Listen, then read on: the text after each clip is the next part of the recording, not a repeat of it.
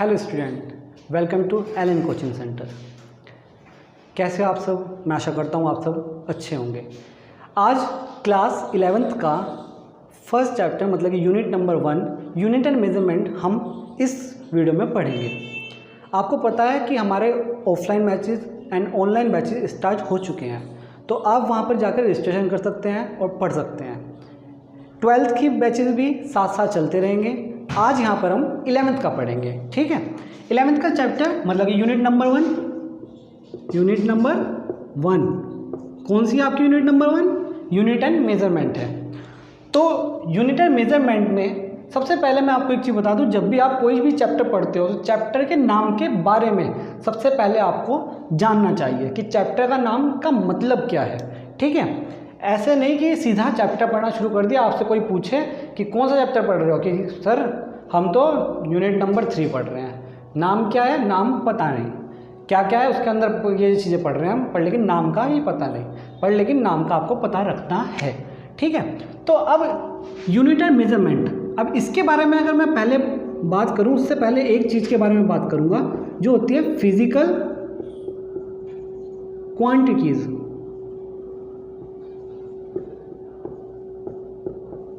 Physical quantities, अब ये physical quantities क्या है? This quantities which can measured. क्या कहा मैंने? This quantities which can measured, मतलब जिसका मेजरमेंट किया जा सके, जिस क्वांटिटी का मेज़र किया जा सकते वो क्या कहलाएंगी? वो फिजिकल क्वांटिटीज़ कहलाएंगी। फिजिक्स में हम जितनी भी क्वांटिटीज़ का स्टडीज़ करते हैं वो सारे फिजिकल क्वांटिटीज़ होते हैं। जो क्वांटिटी फिजिकल क्वांटिटी नहीं है उसका आप स्टडी नहीं कर सकते और ना ही वो हम फिजिक्स में पढ़ेंगे। तो जितने भी फिजिक्स में क्वांटिटीज़ हैं वो क्या है? सारी फिजिकल क्वांटिटीज़ हैं। तो फिजिकल क्वांटिटीज़ के बाद अब मैं आपको एक चीज़ बताता हूँ कि यूनिट, अब मेज़र का मतलब तो आप समझ गए कि फिजिकल क्वांटिटीज़ का मेज़र करना, ठीक है, वो क्वांटिटी जो मेज़र की जा सके। अब देखिए पहले के टाइम में क्या होता था कि एक सामान देकर सामान लिया जाता था, मतलब कि जैसे कि मैं गया दुकान पे गया, मैंने सामान दिया, गेहूं दे दिया और कुछ और ले लिया। अब उस टाइम में क्या था, फिर वो चीज़ रहती थी कितना सामान दोगे, तो उस टाइम चलता था एक मुट्ठी गेहूं दे दिया मैंने, तो मतलब कि उसको स्केल नहीं कर पा रहे थे। तो स्केल करने के लिए क्या बनाया गया? यूनिट बनाई गई। यूनिट क्या बनाई गई? यूनिट, कि किस यूनिट में है। जैसे कि मैं 10 किलो गेहूँ दे रहा हूँ, कुछ और ले रहा हूँ, जो उस टाइम सिस्टम होता था उसे कहते थे बार्टर सिस्टम। क्या कहते थे? Barter system. अब यूनिट डेवलप किस लिए हुई? यूनिट डेवलप इसलिए हुई कि किसी भी चीज़ का लेना, किसी को देना, तो यूनिट में मतलब कि उसको स्केल करने के लिए, किसी भी चीज़ को स्केल करने के लिए क्या किया जाए? यूनिट किया गया। अब जैसे कि जो शुरुआत में यूनिट्स बनी थी वो 3 बनी थी, कौन कौन सी? मास, टाइम एंड आपका लेंथ, ये 3 यूनिट्स बनी थी। और सबसे पहले किसकी चीज़ में? सिस्टम्स बनाया गया था, सिस्टम्स डेवलप किए थे, यूनिट के सिस्टम डेवलप किए थे। अब यूनिट के सिस्टम्स क्या क्या थे? वो 4 टाइप के सिस्टम्स थे, जो कि था CGS, number 2 FPS, number 3 MKS, number 4 SI। ये क्या है? यूनिट के सिस्टम्स हैं। अब ये यूनिट के सिस्टम्स है, अब इसका मतलब क्या है भाई? CGS का मतलब क्या है? FPS का और MKS का। अब ये है कि C मतलब सेंटीमीटर, G मतलब ग्राम, S मतलब सेकंड, F मतलब फुट, P मतलब पाउंड और S मतलब second, M metre, K kilogram और S सेकंड। सबसे पहले ये ऊपर के 3 डेवलप्स हुए थे, ये ऊपर के 3। अब ऊपर के 3 डेवलप्स होने के बाद SI क्यों किया गया? फिर SI होता है इंटरनेशनल स्टैंडर्ड। क्या होता है? International standard units.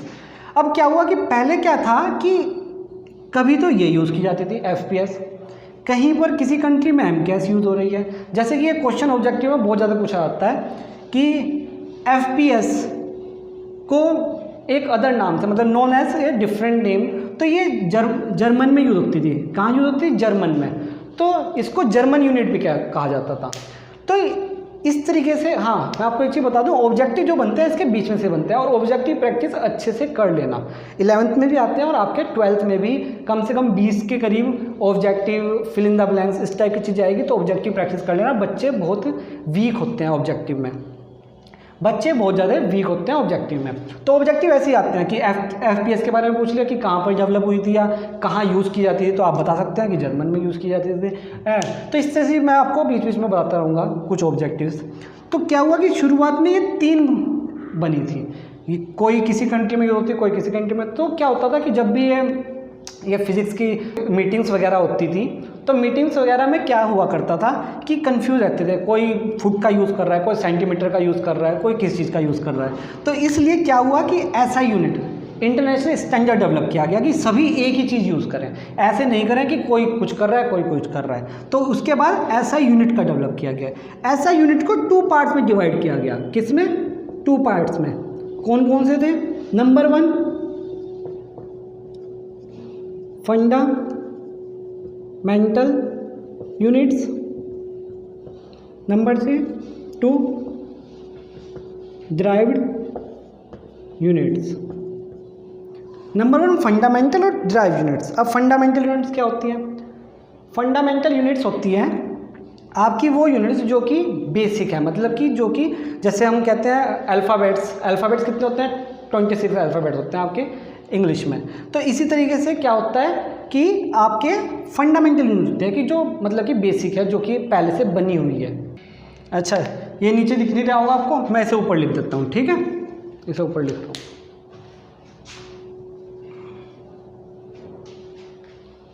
तो मैंने क्या बताया कि ऐसा यूनिट को किसमें? 2 पार्ट्स में। एक तो थी फंडामेंटल यूनिट और नंबर 2 ड्राइव्ड यूनिट्स। तो फंडामेंटल यूनिट्स क्या है और ड्राइव्ड यूनिट्स क्या है? तो फंडामेंटल यूनिट्स हमारी जैसे कि अल्फ़ाबेट्स होते हैं हमारे, कि 26 अल्फ़ाबेट्स होते हैं, उन्हीं से हर चीज़ बनी होती है, मतलब बेसिक जो सबसे पहले डेवलप हुए और जो एक सेट कर दी गए। तो फंडामेंटल यूनिट्स भी इसी तरीके से है। फंडामेंटल यूनिट्स क्या है कि फंडामेंटल मतलब कि यूनिट्स डेवलप हुए कुछ जो कि 7 यूनिट्स थी। कितनी यूनिट्स थी? 7 यूनिट्स। अब ये 7 यूनिट्स थी, तो ये सबसे पहले एक बेसिक यूनिट्स तैयार कर दी गई। तो यहाँ पर लिख देता हूँ, मैं बताता हूँ क्या क्या है। अब जो फंडामेंटल यूनिट्स हैं वो बता रहा हूँ मैं, 7 यूनिट्स। तो इसमें मैंने आपको बताया था कि 3 तो पहले ही डेवलप हो चुकी। कौन कौन सी हो चुकी थी? एक थी length, number 2 mass, number 3 time, number 4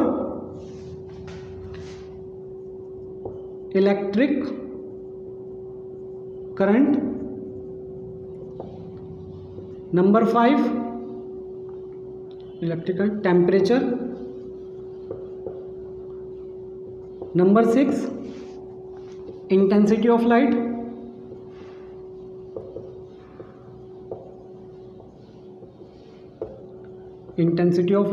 and number 7 quantities of matter. तो जो हमारी फंडामेंटल यूनिट्स है, फंडामेंटल यूनिट कितनी होती है? 7 यूनिट्स होती हैं जो कि हमारी बेसिक यूनिट्स हैं। और वो कौन कौन सी है? Length, mass, time, electric current, temperature, intensity of light and quantities of matter. तो अब इन्हें हम क्या कर रहे हैं? ऐसा यूनिट के बारे में बात कर रहे हैं। ऐसा यूनिट में फंडामेंटल यूनिट्स है। तो फंडामेंटल यूनिट्स आपको पता है लेंथ की कितनी होती है? Milli, centi, decimetre, deca, hecto, kilo, इस तरह आप याद करते थे बचपन में। तो लेंथ में क्या रखा गया? मीटर रखा गया। क्या रखा गया? मीटर। उसके बाद मास में क्या रखा है? किलोग्राम। टाइम में क्या रखा गया? सेकंड। इलेक्ट्रिक करंट को किससे रिप्रेजेंट करते हैं? Ampere. Temperature kelvin. Intensity of candela and आपका क्वांटिटी ऑफ मैटर मोल। ठीक है, तो ये था लेंथ। जो ऐसा यूनिट में लेंथ होती है वो किस में लेते हैं? मीटर में। ऐसा यूनिट के अंदर जो मास लिया जाता है वो किलोग्राम में लिया जाता है, और ऐसा यूनिट में जो टाइम लगता है वो सेकंड में। इसी तरीके से सारी चीज़ें हमारे पास है। ये क्या है? ये फंडामेंटल यूनिट्स है। अब हम पढ़ेंगे ड्राइव यूनिट्स क्या है। अब ड्राइव यूनिट्स क्या है? फंडामेंटल यूनिट्स तो हमने बता दिया कि भाई बेसिक 7 यूनिट्स है जो कि फंडामेंटल यूनिट्स कहलाती है। अब ड्राइव यूनिट्स क्या होती हैं? ड्राइव यूनिट्स वो होती हैं जो इन 7 फंडामेंटल यूनिट की हेल्प से बनाई जाती है। मतलब कि इन 7 फंडामेंटल यूनिट की हेल्प से जो भी यूनिट बनाई जाएगी वो क्या बनेगी? वो ड्राइव यूनिट्स होगी। किसकी हेल्प से? फंडामेंटल यूनिट्स की हेल्प से। ठीक है, फंडामेंटल यूनिट्स की हेल्प से। अब आप कहोगे कि फंडामेंटल यूनिट्स की हेल्प से कैसे बनता है? आपको पता है जैसे अल्फ़ाबेट्स होते हैं, अब 26 अल्फ़ाबेट से क्या बनता है? उसके बाद सेंटेंस वर्ड्स बनते हैं, उन 26 का यूज़ होगा। तो मतलब कहने का मतलब यह है इसी 7 फंडामेंटल यूनिट्स का यूज़ करके हम अलग अलग यूनिट्स बनाएंगे। जैसे कि आपकी हम एक एग्जांपल ले लेते हैं, जैसे कि वेलोसिटी। बताओ वेलोसिटी का फॉर्मूला क्या होता है? कमेंट चल रहे होते तो बता सकते थे बिल्कुल। लाइव क्लासेस भी लेंगे, जल्दी लेंगे लाइव क्लासेस भी। तो वेलोसिटी का फॉर्मूला आपको पता है, displacement upon time. Displacement upon time. अब ये क्या है? एक फॉर्मूला है किसका? वेलोसिटी का, डिस्प्लेसमेंट अपॉन टाइम। आप बहुत ही आराम से जानते होंगे आसानी से। अब क्या है? ड्राइव यूनिट्स बनानी है। फंडामेंटल यूनिट तो आपको पता है कि लेंथ होता तो मीटर था। अब इसकी हेल्प से बनाते हैं। अब आपको पता है डिस्प्लेसमेंट क्या होता है? डिस्प्लेसमेंट एक तरह की लेंथ है। डिस्टेंस डिस्प्लेसमेंट एक तरह की क्या है? लेंथ है। अब अगर आपको एरिया कहा जाए तो एरिया में भी लेंथ आती है, जैसे कि फॉर्मूला होता है उसका। तो मतलब डिस्प्लेसमेंट क्या है? एक तरह की क्या है? लेंथ है। क्या है? लेंथ। अब डिस्प्लेसमेंट लेंथ है तो अगर इसके हम यूनिट बनाएंगे तो कैसे बनाएंगे? डिस्प्लेसमेंट लेंथ है, डिस्प्लेसमेंट की लेंथ है तो लेंथ की यूनिट क्या होती है? Metre upon time. टाइम की ऐसा यूनिट क्या है? सेकंड। तो क्या यूनिट बनी? मीटर पर सेकंड या मीटर सेकंड इनवर्स, ये यूनिट बन गई। समझ गए? तो ये क्या बनी? एक ड्राइव यूनिट बनी। ये ड्राइव यूनिट कैसे बनी? फंडामेंटल यूनिट्स का यूज होकर क्या बनी है? ड्राइव यूनिट बनी है। ठीक है, फंडामेंटल यूनिट का यूज होकर क्या बनी? ड्राइव यूनिट बनी है। अब जैसे एक दो एग्जांपल और ले लेते हैं, रफ कर देता हूं मैं इसको, इधर ही रफ कर देता हूं। अब जैसे एक और एग्जांपल ले लेते हैं, जैसे कि आपका फोर्स का फॉर्मूला ma मास मल्टीप्लाई एक्सेलरेशन। अब पहले मैं एक्सेलरेशन कराया था क्योंकि एक्सेलरेशन की यूनिट हो जाएगी फिर पर, लेकिन चलो फोर्स ही करा देते हैं। मास की यूनिट क्या है? किलोग्राम। क्या है? Kilogram.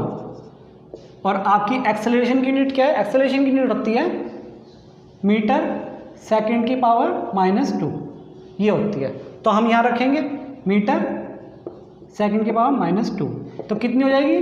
Kilogram metre second inverse. Kilogram metre second inverse, metre second inverse. तो क्या बन गई? ये फोर्स की क्या बन गई? यूनिट बन गई।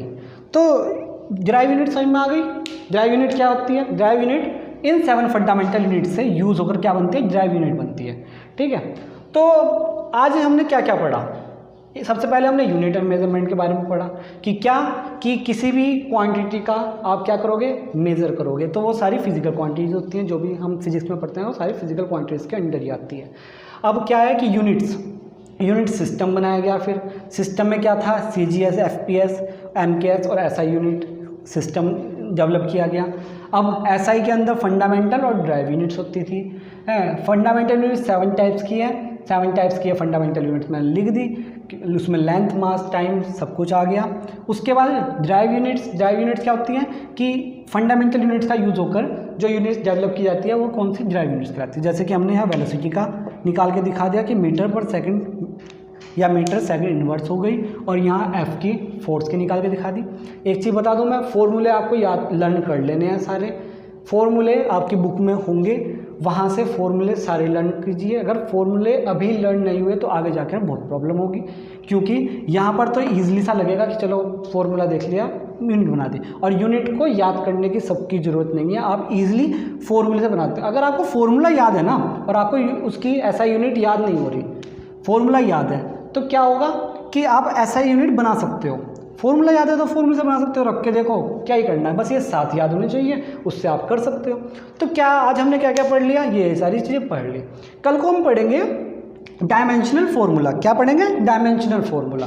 ठीक है, तो अभी आज हम इतना ही रखते हैं, इतना ही रखते हैं। अब आपको पता है कि हमारे बैचेस, ऑफलाइन बैचेस स्टार्ट हो चुके हैं, ऑनलाइन बैचेस भी आज से स्टार्ट हो चुके हैं। आपको 11th की, 12th की, फिजिक्स की, मैथ्स की एंड बायोलॉजी की क्लासेस मिलती रहेगी। डेली क्लासेस अब आती रहेगी आपके यूट्यूब पर। ठीक है, तो आज के लिए इतना ही रखते हैं, कल को फिर न्यू क्लासेस में आएंगे। ठीक है, और हाँ एक चीज़ मैं बता दूं कि सब्सक्राइब, लाइक और शेयर करना मत भूलना। ठीक है, और अच्छे से पढ़ाई करो, और जो चीज़ें आपको ना समझ में आए कमेंट कर दीजिए वीडियो में। हमारे कॉन्टैक्ट नंबर्स भी हैं, ईमेल है, आप हमें ईमेल कर सकते हैं, कांटेक्ट कर सकते हैं। हम आपकी सारी प्रॉब्लम्स को सॉल्व करने की पूरी कोशिश करेंगे। ठीक है, चलिए आज के लिए इतना ही है। Thank you.